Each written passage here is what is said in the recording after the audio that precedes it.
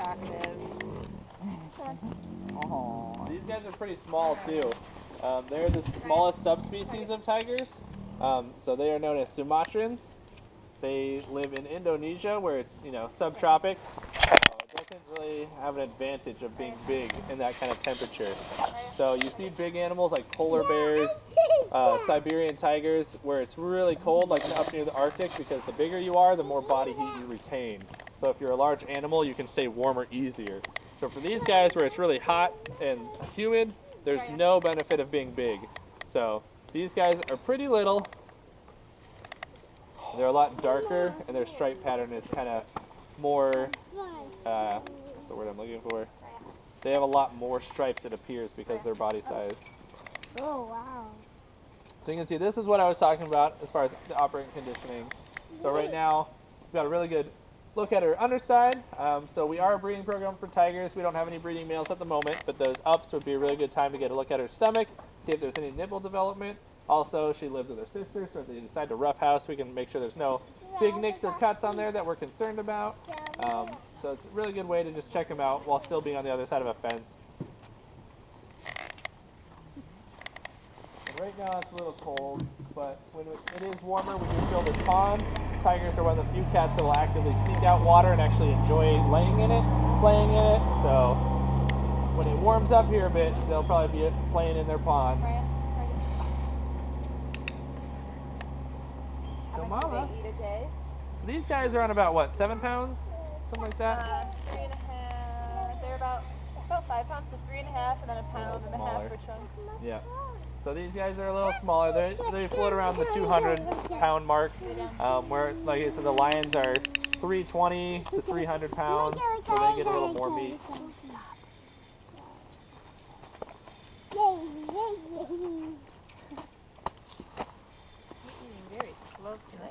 Yeah, these guys are one of the most endangered subspecies of tigers as well.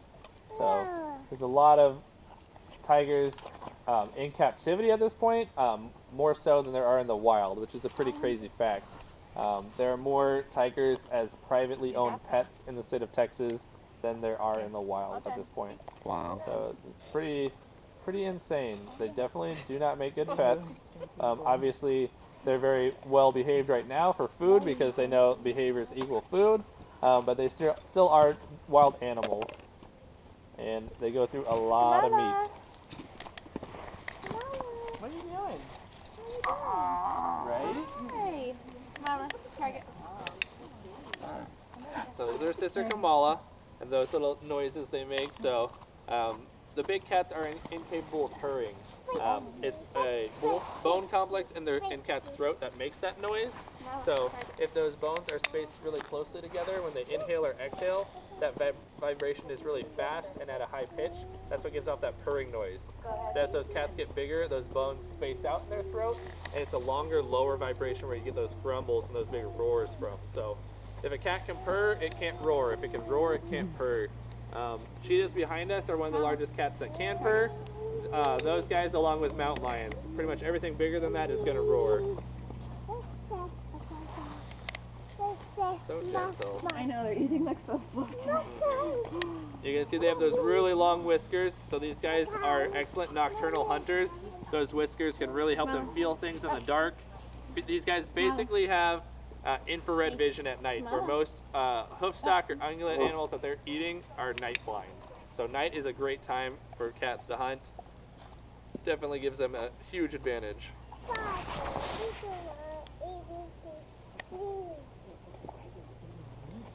So these guys are, there's Saigon next door. He is a different subspecies of tiger, so he's much larger. We can see if he's willing to get up. He might not be wanting to get up. Saigon, these girls are only 2, where Saigon is 18. Wow. So average is about 14 in captivity, and that's longer than it is in the wild, so he kind of goes at his own pace. He's very spoiled, and he kind of gets to do whatever he wants because he's an old man, but he still moves around and he's still very food motivated when he chooses to be. But it's all on his own schedule. Right, Ryan? Right now, they have their moments, and she, when they get their big food items at night, their tiger comes out. They get possessive and a little more vocal. If you walk by when they're in their rooms and you're in the hallway that's closed off, they'll definitely tell you whose food it is.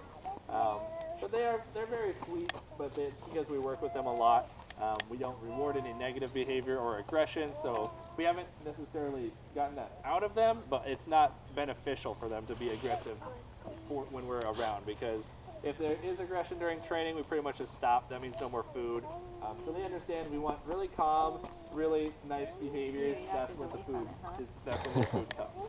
But when He's not it's a nighttime, vegetarian. they know the schedule. When it's about 4 o'clock, they know that's when it's dinner time. They'll get really worked up and paced. Be like, let me in, it's time for food. And that's when their tiger side comes out. Even Saigon, he's a big sweetheart. He's 18, he's really docile. But when he gets his big dinner, he'll definitely roar a little bit and let you know it's his food. Mala. Hey. Mala. Mala. So your goal here is never to release them again? No, so with carnivores, it's really difficult to reintroduce because stalking is instinctual. So the actual running after prey, chasing things that move, that's instinctual. But killing prey is learned. So they need to be around mom or something that teaches them how to kill it. Because if you've ever seen a house cat that catches a bug or something, it'll catch it, let it go. Catch it, let it go. It doesn't know what to do sometimes to finish it off. Especially with these guys, when what they're going after is us-sized or larger. You really need to know what to do once you have it. So cats are known for the asphyxiation hold, either around the throat or the muzzle, to pretty much finish them off. So once you catch something that's your size or bigger, and you don't know how to make it stop trying to move and get away, you're not going to have too much success at eating it at that point. So re-releasing carnivores is very difficult because teaching an animal to hunt in a captive setting is not very easy. So at this point, we are part of the Species Survival Project, where we team up with a bunch of other zoos around the country. No, it doesn't. To breed really genetically diverse Raw meat is uncooked. cubs. So we make sure that there's no inbreeding in any of our facilities. We work with a lot, So I guess these sometimes guys came from Waco, it can have Texas, only a number of months ago. Our lions are from St. Louis and Denver. We don't own any of them. So it's all just working together for what's best for the species, because we want those offspring to be from parents that are very genetically far apart. So we have a nice, healthy population in captivity that we don't have to pull from the wild to show people these animals, teach them about conservation. And basically, if it does come to that, then we can start talking re-release. If that is something that is needed, we should have a nice genetically diverse population where we can create a healthy wild population once again. So that's something down the road. We don't want it to come to that. We want people to do what we can now to stop the habitat destruction and poaching and all that, and kind of let the wild do its own thing. But we are in place for a lot of good things. But right now, we are just trying to keep a healthy captive population. So how, I'm a teacher, and so now I feel like a student to ask you all these questions. How young are they when they're taken from their mom? Or are they taken So, with the lions, we like to wait till about 2. Cheetahs, 1.5 to 2. We want them to obviously grow up, but in the wild, eventually, these cats are solitary. Same with cheetahs. Eventually, mom's going to separate. She's going to do it on her own. Since obviously we have enclosures here, they don't exactly have that opportunity. So we do what's called soft separations. We're currently doing that with some of our cheetahs, actually, where 2 of the boys over there are this cheetahs over here's offspring. So we used to do spend an hour apart a day for a period of time, spend feeding apart for a period of time, so slowly increasing that time apart until they kind of are accustomed to being away from each other. So we definitely don't pull them away from mom. We want them to be with mom. It's really good. She teaches them how to be, a tiger or a cheetah, gives them all those life lessons that they really need to know, especially since we are a breeding program. We want them to understand the language of their species. So we have 2 cheetah ambassadors that we had to pull away from mom because she wasn't taking care of them and they were going to pass away. So we've hand-raised them, and now we teach conservation by taking them off grounds to schools and things like that, where we actually will show up at a school with 2 cheetahs on a leash and talk conservation. So it kind of gets people's attention. But obviously, since we hand-raised them, they don't understand cheetah language. They will never breed. They don't get communicating with other cats. They affiliate us with their parents, who they want to be around. So that's why we want to keep them with mom, so they learn what it means to be that kind of animal. But when it is time we do want to separate and get them where they're needed for the best of the species. So as much as we'd love to keep them around all the time and just be full with all the cats we produce, we want also to do what's best for them. So. Where's the other Smell like giraffe. one? The other Smell one. Right there. Oh, that one up there. Oh. Yeah, they had a ball. They rolled in it. They were like wrestling. Got it all over themselves. Look at the extra stinky. Yeah. Raya. I know. You're telling me all about it. We can go down and at least look at Saigon. I don't Yeah, think you he'll can come see up. me try to get him up. Walk down this way. You can at least from a distance. So you can see me. He kind of goes at his own pace. But you can definitely see the size difference, the color difference. So there are several subspecies. A lot of animals that people don't know about. For instance, lions has about 6 or 7 subspecies. Brown bears has about 35 subspecies. So there's several different kinds. Hey, guys! Hey, guys! Wanna come say hi? Hi, guys! Yeah. Yeah, he's So huge. he's about what, 360 now? 380 almost. 380, gained a little bit of weight. Where the girls are, 215-ish, which is still pretty big for them. 220 even. He's a lot bigger cat. Saigon, what are you doing? So he's bigger than our lions even. So tigers are the largest cats if you get into the Siberian subspecies. They can get upwards of 700 pounds, where a really big lion is like 550. You just gonna take a nap, buddy? It's his favorite spot. Are Got they it. like house cats and sleep the majority of their time? They love, so most cats do love sleeping, so it's very advantageous in the wild. If you're not doing a lot, if you're sleeping, you're saving a lot of energy. So the more energy you burn, the more food you need to eat. So these guys often sleep a lot too because of the heat. So when it's really hot, it's a lot harder to thermoregulate. You don't want to overheat and get tired. So sleep during the day, go out hunting at night. Like I said, they have that great night vision too, so it's a lot cooler. They can see where their prey can't. So these guys love to sleep during the day. They'll sleep upwards of 12 plus hours. But a happy cat is one that's really relaxed and feels comfortable sleeping. So if you see a cat sleeping, that means they feel totally safe where they're at. You're not going to see someone stressed out take a nap. I mean, if you go somewhere weird and you don't know where you are and you're kind of uneasy, your first instinct isn't to lay down and take a nap. It's a very kind of self-exposing behavior. So in the wild, if he was taking a nap, he'd feel nice and comfortable, because otherwise he's basically got his stomach exposed. Anything can come up and pick on him. So if you see a sleepy cat, that's happy. Whereas the boys who were pacing, they were obviously worked up wanting to get to the female. So very different, two different behaviors. But in general, if the boys and the girls are together, they're all taking a nap. But today they definitely were interested in the female. What do you think, buddy? You want to come say hi? No, I'm good right here. Yeah, he likes to lay on the hay where the sun hits his stomach halfway right there, and the sticks kind of block the wind. He's got the best spot. Saigon. What do you think, bud? But even his head is so much bigger than the females.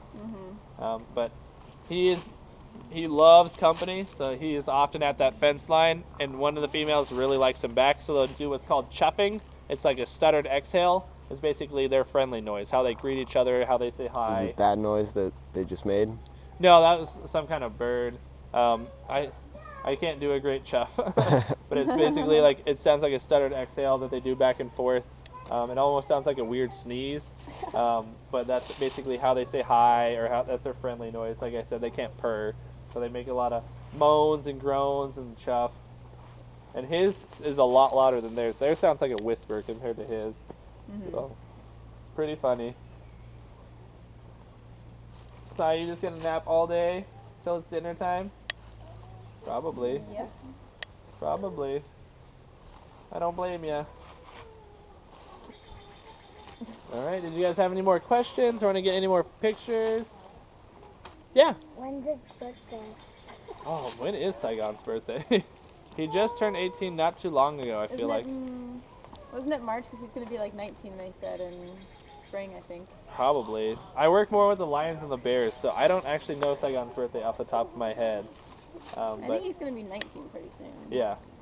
He's definitely getting up there. Yeah, about 11 to 14 is average for captive tigers, and in the wild it's a little bit shorter. So he's definitely on the upper end of years, but he's still moving around, still very food motivated when he's not taking a nap. When he is up here, he trains pretty good and definitely knows when it's dinner time because he'll be up waiting for it. He gets really vocal with the girls so he's a good cat. He's definitely one of the biggest sweethearts in the park.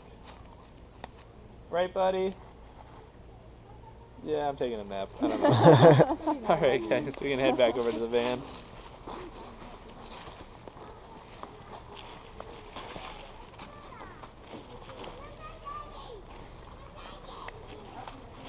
Come on. Yeah. I've worked from the tigers up in the wild. Yeah. Bananas or blackberries, raspberries, strawberries. I didn't realize I was parked. Okay.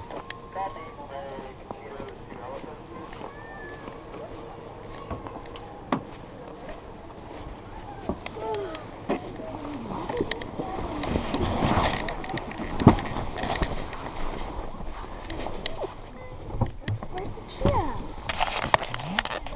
Oh, there she is. Where? I don't see him. All the way in the back. Oh.